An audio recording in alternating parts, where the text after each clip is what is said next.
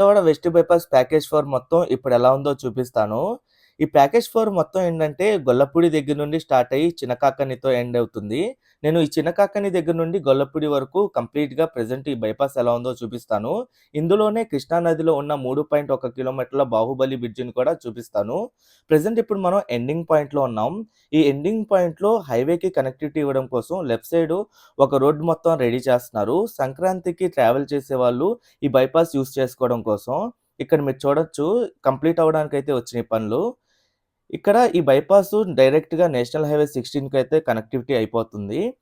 ఈ ప్యాకేజ్ 4 మొత్తం 18.5 కిలోమీటర్ల డిస్టెన్స్‌లో ఉంటుంది. విజయవాడ వెస్ట్ బైపాస్ మొత్తం 48.5 కిలోమీటర్లు ఉంటుంది. ప్యాకేజ్ 3 వచ్చేసి 30 కిలోమీటర్లు. ప్యాకేజ్ 4 వచ్చేసి 18.5 కిలోమీటర్లు. ఈ ప్యాకేజ్ 4 మొత్తం నవయుగ, అదాని ఈ 2 కంపెనీలు కలిసి నిర్మిస్తున్నాయి. ఈ ప్యాకేజ్ 4లో ఏంటంటే కృష్ణా నదిలో 3.1 కిలోమీటర్ల భారీ బ్రిడ్జు, అలాగే కొండవీటి వాగు, పాలవాగు క్రాస్ అయ్యే చోట మేజర్ బ్రిడ్జిలు నిర్మించారు.